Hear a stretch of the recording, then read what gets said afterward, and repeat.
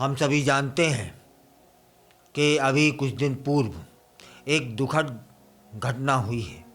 महाकुंभ में भगदड़ मची थी, कई लोग हताहत हुए हैं, कई श्रद्धालु घायल हुए हैं।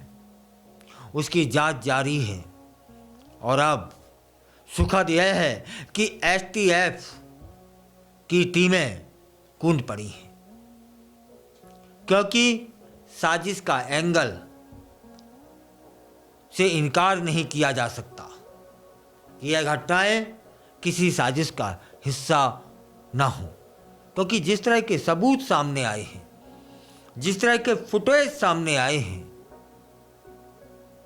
उनसे एसटीएफ और एजेंसियों को अंदाजा लग रहा है कि हो ना हो यह कोई साजिश थी जिसके तहत 16,000 से ज़्यादा मोबाइल नंबरों का डाटा एनालिसिस किया गया है। अब जांच जारी है। उनमें से कई मोबाइल नंबर बंद आ रहे हैं। यह संदेह पैदा कर रहा है कि मोबाइल नंबर बंद क्यों जा रहे हैं। 16,000 मोबाइलों को निगरानी में ले लिया गया है। कंट्रोल रूम के जो सीसीटीवी फुटेज थे उन्हें देखा गया, तब पाया गया कि कुछ फेस ऐसे थे जिन पर संदेह करना लाजमी सा हो गया था। बसंत पंचमी के स्नान को लेकर Uttar Pradesh police high alert पर है। उत्तर प्रदेश के जो पुलिस अधिकारी हैं वे रात भर महाकुंभ में ड्यूटी दे रहे हैं, फील्ड में हैं, एक्टिव हैं। अब जो जानकारी आ रही है सूत्रों के हवाले से वह यह है कि 16,000 से ज़्यादा मोबाइल नंबरों का डाटा एनालिसिस किया गया है। अब तक की जांच में घटना के बाद कई मोबाइल नंबर बंद हो गए हैं। मोबाइल मेला महाकुंभ मेला क्षेत्र में बने कमांड एंड कंट्रोल रूम के सीसीटीवी फुटेज के फेस रिएक्शन ऐप के जरिए संदिग्धों की पहचान की जा रही है। यह कोई साजिश हो सकती है, इससे इनकार नहीं किया जा सकता। उत्तर प्रदेश पुलिस सक्रिय हो गई है, एसटीएफ सक्रिय हो गई है। रात भर महाकुंभ में प्रयागराज में फील्ड पर हैं ये लोग, क्योंकि कुछ तो इन्हें अंदाजा हुआ होगा कि कुछ ना कुछ तो गड़बड़ है। इनके फेस क्या बता रहे हैं। 16,000 मोबाइलों में से कई मोबाइल बंद क्यों जा रहे हैं।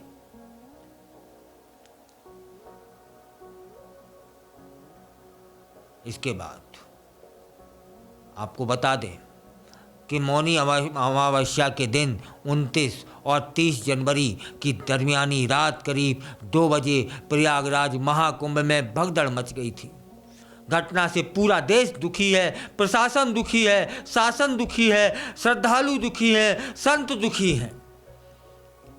और घटना के लगभग 16 घंटे बाद महाकुंभ प्रशासन ने 30 श्रद्धालुओं की मृत्यु की घोषणा कर दी थी और कई घायल होने की पुष्टि भी की। 4 फरवरी तक प्रयागराज शहर में वाहनों के प्रवेश पर रोक लगा दी गई है। उत्तर प्रदेश के सूचना विभाग कहता है कि 2 फरवरी को सुबह 8 बजे तक लगभग 41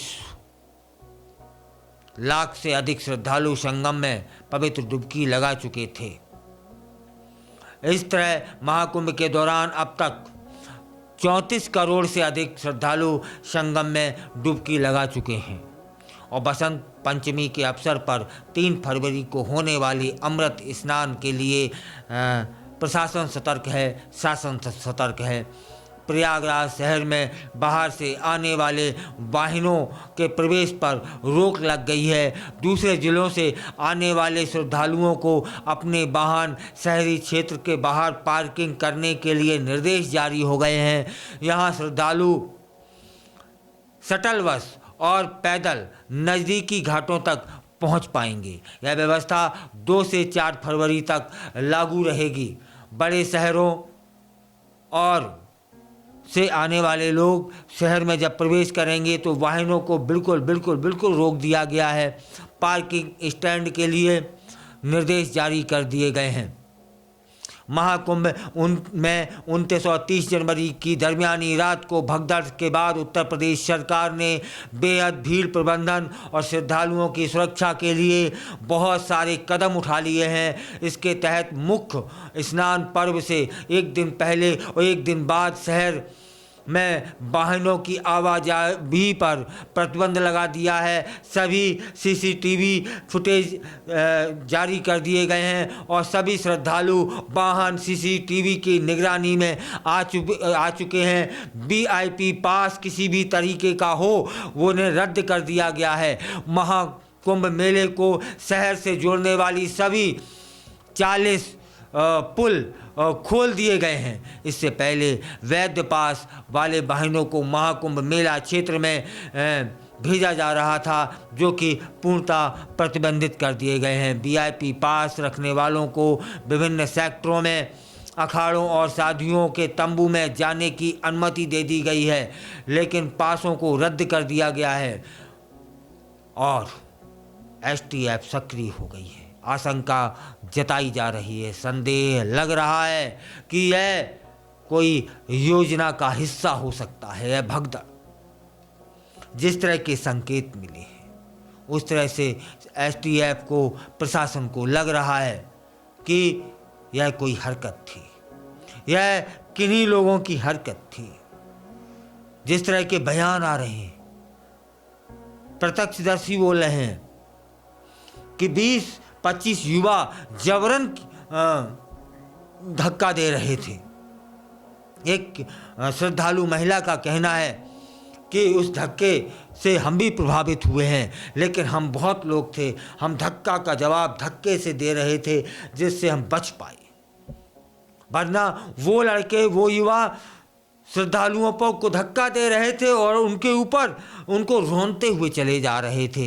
यह सारे बयान सीसीटीवी फुटेज में जो चेहरे जिस तरह के आ रहे हैं उससे संदेह जारी हो रहा है कि भाई घटना हुई है, दुखद घटना हुई है, लोगों के प्राण गए हैं और तुम्हारे चेहरों पर मुस्कुराहट कैसे आ सकती है। इन सब बातों ने सिद्ध किया है, तभी तो एसटीएफ जांच में जुट गई है।